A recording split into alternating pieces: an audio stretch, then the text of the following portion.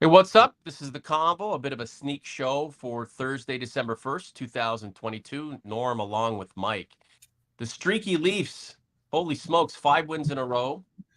And Mitch Marner with 18 games straight, picking up a point.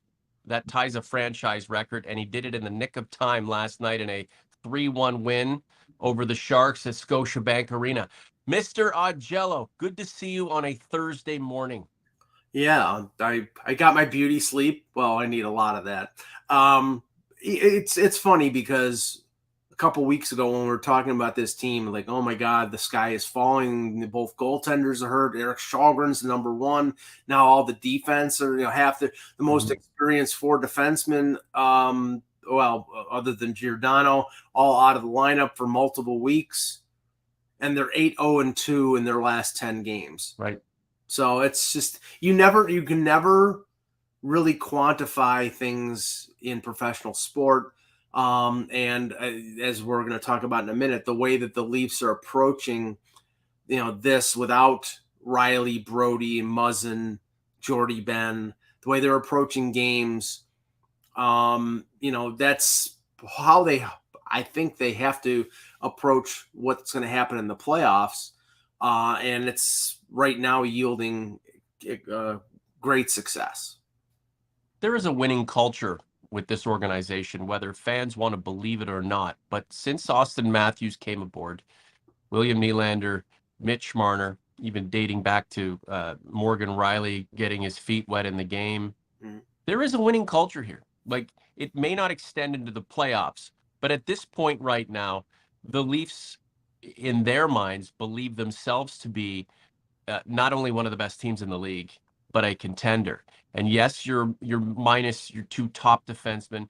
There's been a bit of a goaltending carousel, but there is a winning culture here. And these guys who step in realize that, look, you might be on your own kind of showcase where you're trying to give yourself more of an opportunity through some decent play. But when it comes down to the fundamental reason you're there, it's to hold the place until someone else gets back, and you better do it adequately because there's a winning culture here that is depending upon you to do your job so this team can make it through to the next game without getting the shit kicked out of it. And that's basically what I've witnessed so far this season, Mike. Well, I mean, and you put forth the right caveat. There is a regular season winning culture. Right. And yeah, that's important because that sets you up in terms of positioning for potential success in the playoffs. Now, obviously, we know that this core group needs to push through when it comes to the postseason.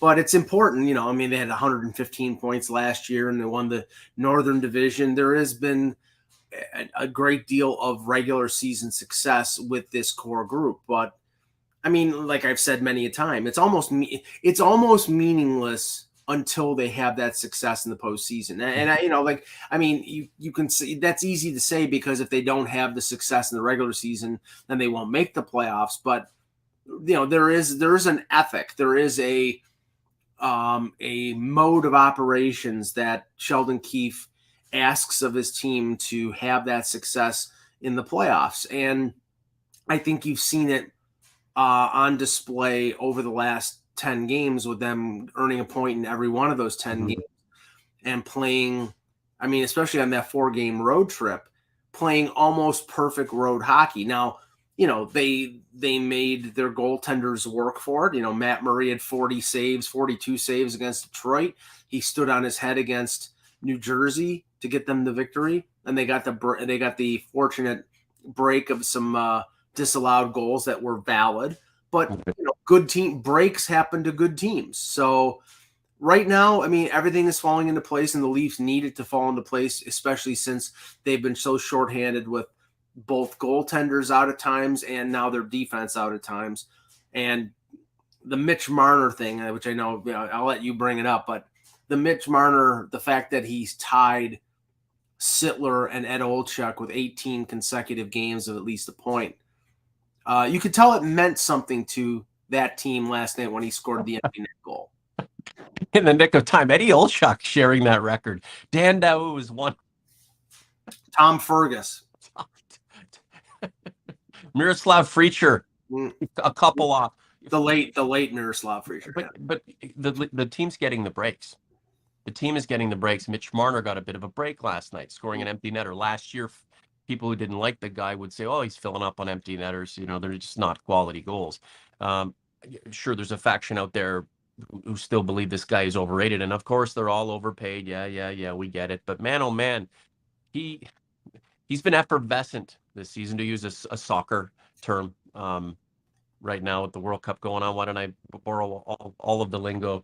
But Mitch Marner is, deserves the golden skate in our world right now, and you know, if he can keep it going, maybe he's the one who represents the Leafs in the Hart conversation. Not to say that he would win it, because that guy in Edmonton's always kind of right there front and center doing what he does, but you know, Mitch Marner is showing progression, and we're not seeing a regression. He's had his moments, but if you compare him now to the way he's played in the past, the numbers are similar. They might not even be as good as what he's been able to put together in the stat sheet to this point in years prior. But the development of the overall player and the skill and the capability and the responsibility, I think he hasn't reached these heights before, and dare I say he's going to go even higher. Yeah, he's been the hockey version of Alka-Seltzer, you know, effervescent. But I can't remember the exact amount of points, but I believe it was since January 1st of last year till now, he has over 100 points. He had an unbelievable second half. He was okay in the first half, really great second half, and now he's a pretty damn good first half. So, you know, this seems to be the normal mode for him over the last 80 some odd games. So, you know, some of the points that he's gotten over the 18 games, I mean, sure, it's a secondary assist on the power play, but he's been driving play. He's been, you know, on almost every PK as the primary penalty killer off the opening faceoff. He's been on the first power play, and he's playing regular shift mostly with John Tavares. So, yeah, I mean, right now, you know, Austin Matthews got off to his traditional October slumber, slow start, and has slowly built momentum going into November to the point that now he has 12 goals. He's only a goal behind William Nylander for the team lead. So it took him a while to get going. Now he's getting going. Marner is going. Nylander is having his good first half like he did last year, and Tavares is playing well. So, you know, all of the core four are operating on all 8 cylinders. I'm always expecting the core four to operate close to the 8 cylinders, and at times more, perhaps a little less, over stretches. But that's what they're paid to do. They have the pedigree and the capability. It's what's going on with the rest of the team. We'll get into the mishmash of the defensive group in a second. I just wanted to bring up a quick comment. Colin M. Dubas looking like a genius right now. People think he's a genius regardless. Others think he's a fucking idiot. Mike, we did our grade show through the quarter poll on Sunday, OG's Conference. If you haven't watched it, please do, and then like it and tell your friends about it. Everyone was asking what your grade for Kyle Dubas would be. You told me it's a B after a few games. Is it still a B, or is it up to a B plus? No, it's still a B, and the reason being that, okay, I'm not taking into consideration the formation of the team going into the season, because that would have been a sort of a preseason grade. But I'm talking about, from the beginning of the year till now. I mean, the fact is that they're burdened at 50 pro contracts. They allowed Nicolas Aube-Kubel. They put him on waivers. He got claimed by Washington, and then the injuries to the goalies ate up the 50th contract again. So they have no wiggle room. If there was somebody on waivers, like, for example, Anton Strawman, veteran defenseman, was placed on waivers by Boston. That might have been somebody, had they not made the Connor Timmins deal, somebody that they would put in a claim, low salary, experienced guy. Right. They can do it because there are 50 contracts. Right. Now, I mean, there are benefits to having all, you've locked up everybody you wanted to lock up, but you need flexibility. So if there is ever, a situation. Now they had to sign Keith Petruzzelli to an entry-level contract because they didn't have a goaltender that they could bring up that was on an NHL deal after both Samsonov and Murray were hurt. They never played him a game, and he's actually taken a little bit of a dip since he got his pro contract. But they needed that backup goaltender. There was not a lot of flexibility with this team. But that being said, I mean, you can't argue with the fact that this team has survived based on their depth, based on having Eric Kallgren. I mean, right now you could say, well, Mitch Marner is the MVP of this team, or Austin Matthews is the MVP, or John. It might be Eric Kallgren, because if Eric Kallgren didn't stem the tide between the time that Samsonov was hurt till Murray got back, which was about 2 weeks. If they had gone into a big slump, this team would be in deep trouble.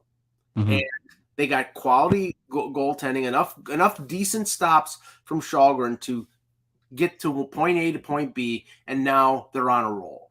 Yeah, this is the Convo. Norm, along with Mike. What we're doing right now, you can consider a sneak show. Don't remember the last time Michael or I got together for this content during the week, but we thought, hey, based on availability, based on barely being capable to do so, we would put together a sneak show for you, and we hope you're enjoying it. Make sure to like this content and subscribe to the channel. This is Kyle Dubas's team. Everybody wants him to do something now so we can judge him in the now, but this is his team, and theoretically, this team is a again, the culture he's helped to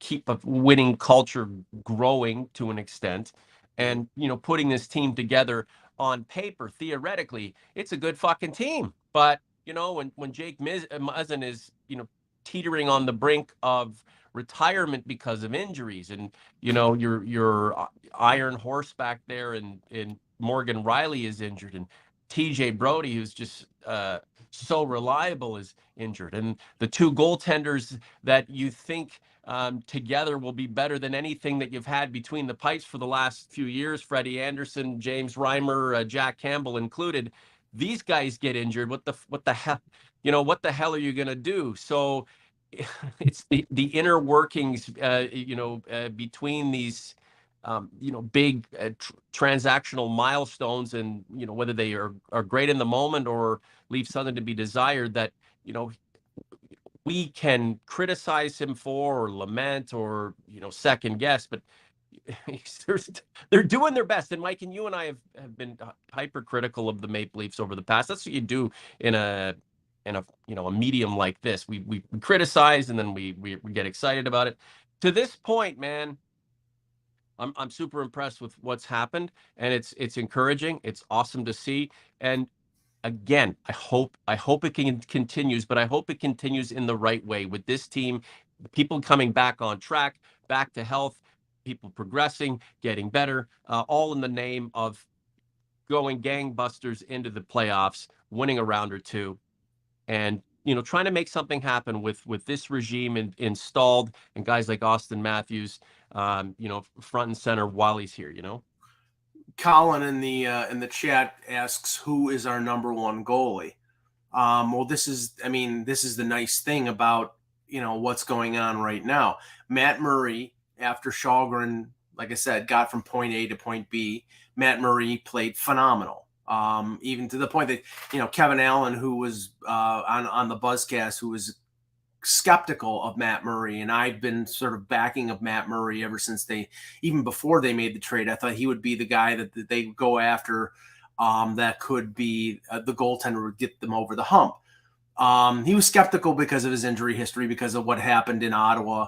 And he went to the game in Detroit where Murray made 42 saves, and it was like, I have to make a mea culpa here. It's like the injury thing is still a question mark with Murray, but the quality of the goaltender, he says, that's the goalie I saw in Pittsburgh that won 2 Stanley Cups. He's motivated.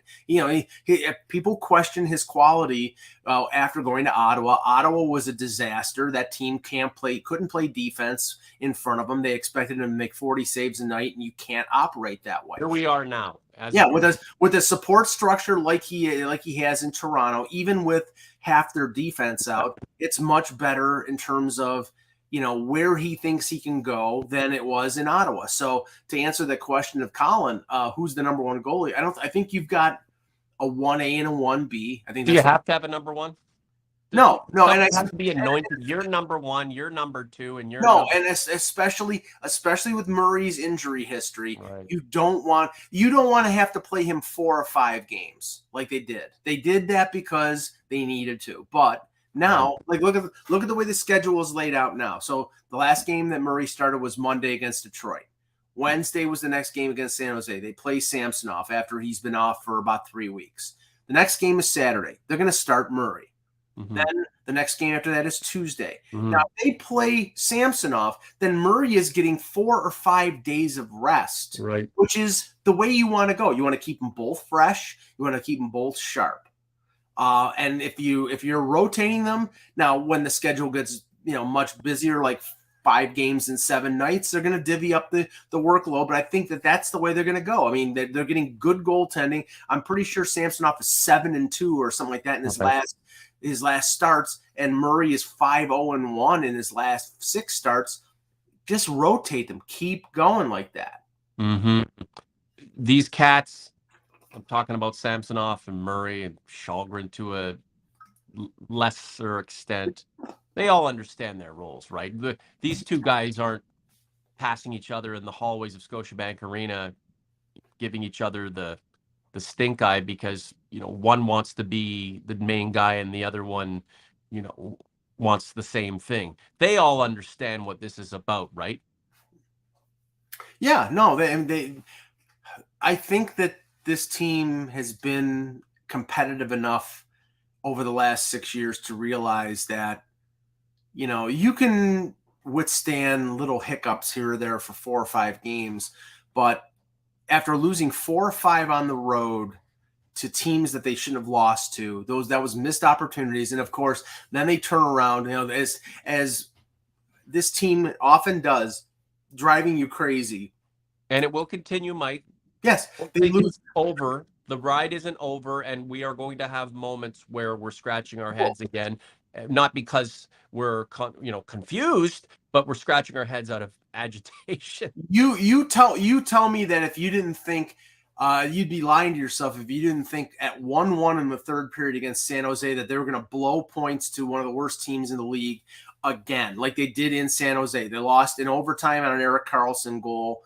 That was and I'm like, at 1-1 in the third period against a team that they should be beating the crap out of, and they're not, because San Jose played a pretty good game. They put a pretty good road game, but they, the Leafs get the late goal from Engvall on a nice play by Kerfoot, and then get the empty netter from Marner, and they get the 2 points. They fought through. Now, they didn't fight through it in that road trip. I mean, they blew points against LA and San Jose and Anaheim that they'll never get back. But then, of course, they come back, and then they beat the best team in the league in Boston, or the second best team in the league, and then beat the New Jersey Devils. They had 3 or 4 points against the Devils that nobody else is doing. I mean, it's enough to drive you to drink, but that's what they do. Well, we expect quality, but we really need quantity, right? By any means necessary. Every game by any means necessary to get the points, to put yourself in position to contend, to vie, to be in that space where you are considered among the best. And from there, Mike, we know this is going to be a playoff team. It's the journey along the way. The destination is big, but as the theme of what we're trying to do with the podcast, at least this season, is stay in the moment. And in this very moment, what we're seeing is quite impressive. So Timothy Liljegren, just under 18 minutes of ice time last night, 4 block shots, 2 hits. Rasmus Sandin, just over 22 minutes of ice time. And of course, these guys got to play because 2 of the big daddies are out. And now these guys are elevated, right? 4 blocks, a hit. I mean, the Leafs don't hit too many players. At least the forwards don't. They're always out in. But and your buddy Justin Hall, just 21 minutes. So without Riley and without Brody, and of course Muzzin nowhere to be found. For the future, for the guys we're all expecting to take the mantle or to elevate themselves at some point, here and now, this is their opportunity.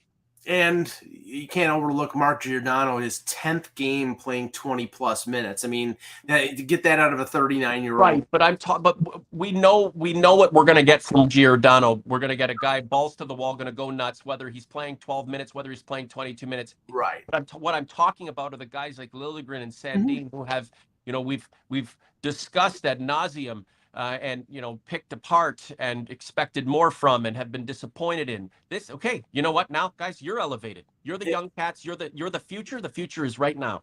Yeah, I think I said on Sunday, it's like this opportunity is a proving ground for these two players. They needed opportunity. I think that they were starting to get more of it, but I mean less Sandin. I think Liljegren played with Riley, played with Muzzin last year, played with Giordano, was playing 15, 16 minutes a night. Well, now they have no other choice. These guys have to play 19, 20, 21 minutes in an elevated role. They're top 4 defensemen right now. They're being forced to play a top 4 role, but I think they deserve to play a top 4 role, and I think the organization needs to find out whether they can or not. Now, it's funny because there are some people out there, and I'm not being critical of them, but I disagree with their philosophy. Like Mike Johnson from TSN, who does a lot of the like along the boards, between the benches stuff on TSN broadcasts. Yep. He believes that the Leafs, when it comes time for the trade deadline, should trade for another forward because there probably wouldn't be a difference maker on defense that they could acquire. I wholeheartedly disagree. Now, I understand his point of view. He says, well, they stopped scoring in the playoffs, so they need additional offense. I'm sorry. It's like, I mean, even if Sandin and Liljegren have proved that they can be top 4 defensemen, which I think that they're well on their way to doing. Okay, so you go into the playoffs. You've got Riley. You've got Brody.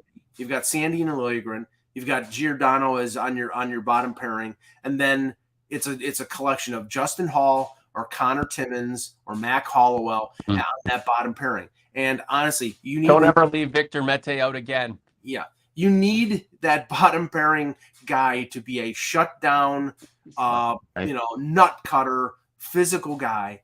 They don't have that guy on this roster. I don't think you can depend on Jordy Ben to do. Mikey, you're thinking of the person, or you're thinking of the contributor positionally. Think of the player, right? If this team is already trying to draw it back and get the center involved in helping out the D and just thinking of things a little more defensively, forget the big crazy fucking scoring. Let's rein it in a little bit and be more responsible for our goaltenders who are like China dolls in this mishmash of defense. Let's get a defensive way of playing, and we know we can explode. So you're thinking positionally. Let's think of the player who may be able to come in and integrate and have that understanding of how to play that kind of game. Maybe that's where he's coming from, and I'm just playing devil's advocate, right? You're right. It's not a lot. There's not a lot of options out there, at least right now. Well, I mean, I'll just say this. I think that it's fairly impossible to go out at the deadline with what the Leafs are going to be offering and get yourself a difference make. If you can get Patrick Kane for trading a first-round pick and a prospect, if you can get Bo Horvat or Ryan O'Reilly or somebody that would actually make a impact big difference, God bless. Then forget the defense and overload on the blue. But I don't think you're getting that for what the Leafs are going to be willing to trade. And I think you can get like a Scott Mayfield, although I don't think the Islanders are going to trade him, or Gavrikov from Columbus, or a like somebody like Lyubushkin, probably a little higher level than they had last year, getting that guy in the blue line to make your defense a little more solid. I think that's realistic. And as Elliot Friedman pointed out, they have Matthew Nyes coming, and they may believe that Matthew Nyes plugs in on the wing after the NCAA season, and maybe he does what like somebody like Nick Robertson can't do at this point, because I think there's still some skepticism right now about Nick Robertson and his ability to play defense, and maybe he'll get an opportunity now because Kalle Järnkrok left the game yesterday with a groin injury. We don't know how long he's going to be out, so it might be Robertson's opportunity to get more ice time. You got to think the big four too are at a point now where they want to see the style of play, the coaching staff, the mandate is there, but the philosophy evolve to benefit them. You know, Austin Matthews has won all his awards. He's won all of his awards. He's good. You know, he'll win more, but he's good. He's good. It's not like, oh, you know, it's been 15 years. Can he finally win a Rocket Richard trophy? Like he's got all that. Now it's about let's get the accolades. That's really what it's about. And these dudes will certainly forego a couple of extra goals and some personal statistical accolades in order to see this team come together and move forward. I'm super excited about it. But real quick before we go, Tampa and then Dallas with Mac Hollowell and your buddy Victor Mete on defense. It's been pretty good over this last 5-game run. Are these cats about to get exposed? Well, let's just say they'll be playing 12, 13 minutes a night, and That group get exposed now? Are they going to just kind of go, we could use the big boys to come back here? Well, yeah, I mean, they definitely could. I mean, and the encouraging thing is that Sheldon Keefe said yesterday that Brody is making progress, which probably means he'll be back in the next couple weeks. You're probably not going to get Riley back until after Christmas.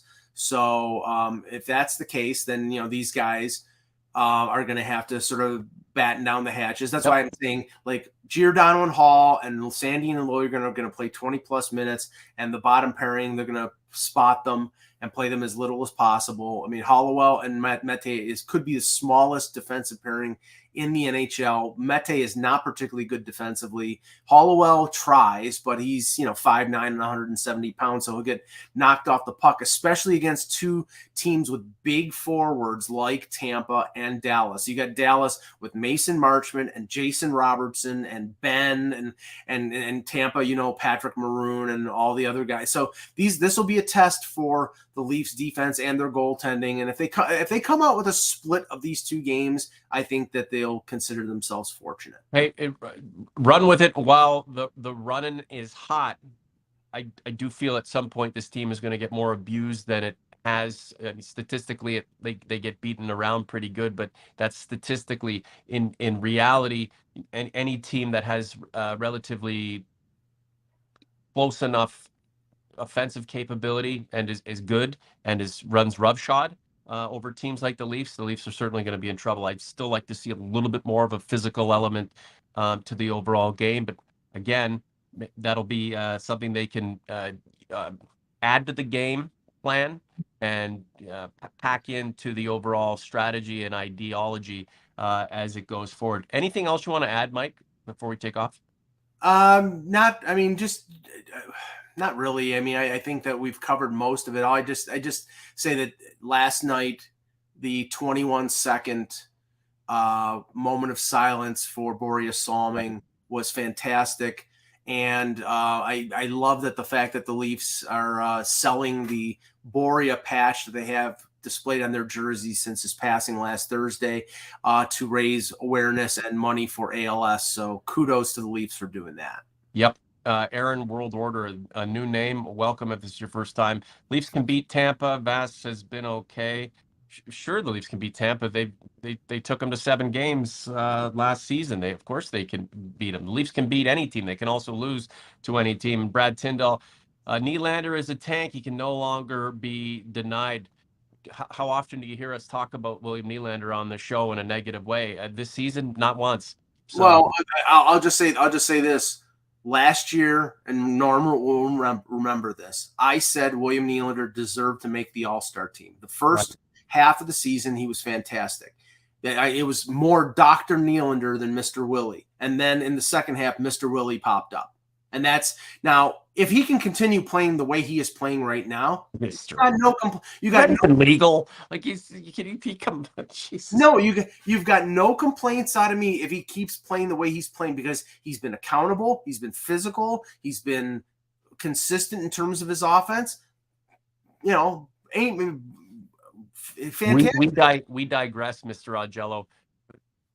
The reason we're not talking about it anymore is because there's a very good chance, and I'm a believer in this, that those days for him are over. He's a new player.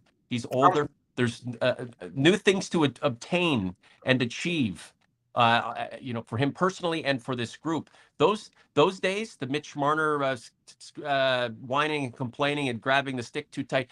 I mean, we're hoping those days are over too. But this is a new year of evolution in the process for these guys as human beings and I adults. So here we are. So I thought that last year, and then right.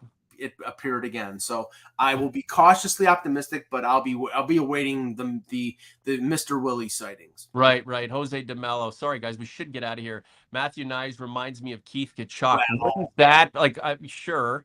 Sounds like an old timey scout. Jose, good to have you, buddy. I mean, Though, who wouldn't want a guy like that? From your mouth to God's ear. But I honestly, it's like that's putting a little too much pressure on the kid. I mean, if he's anything close to Matthew Kachuk or Brady Kachuk, I'll take it. Let's just say this: I think Matthew Nyes is an NHL player. What kind of NHL player he's going to be, I don't know. If he's Tom Wilson, if then I think the Leafs would benefit from that. He's a big body. He likes to throw his weight around. He's got offensive ability. I don't know whether I think saying he's Keith Kachuk or Brady Kachuk or Matthew Kachuk. Let's just wait. We've got to go. But Darren McNeil, hey guys, coming in late, starting at the beginning. Hey, you don't have to be here for the live. We put the show out. Watch it. Don't let it die. Keep watching it.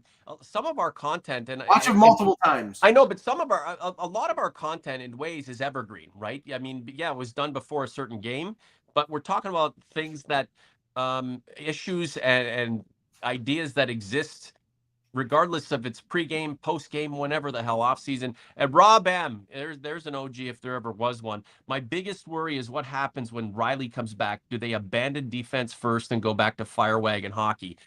Interesting question. I'd hope not. No. Okay, they don't. Okay, the reason that they're playing the way that they're playing right now is that the defense, as currently constituted, is not capable of allowing the forwards. Like normally, the center, like Matthews or Tavares, will be in front of the net, like in the slot, looking for the outlet pass, looking to break out the other way. Right now, because the defense is shorthanded, they're playing below the goal line, helping out the defense. When Brody and Riley get back, they're going back to playing the way they did before. Because playing this way for 82 games probably wears them out. Mm-hmm. That's it. Okay. That's the whole thing. But, honestly, this is good practice because in the playoffs, this is how you have to play. Mm-hmm.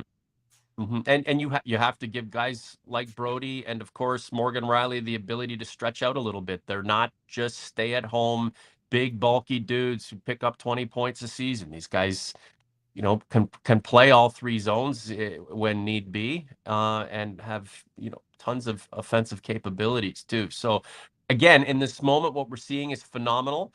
What will transpire over the next 48 hours and such, we are interested to see and waiting certainly with bated breath to find out the results of. Michael, thanks so much for the sneak show. OG's Conference, thank you so much for being here live. Remember, you don't have to watch it live. You can watch it anytime, all the time. Like the content, subscribe to the channel, and we'll be back on Sunday. For Mike, I'm Norm. We're out.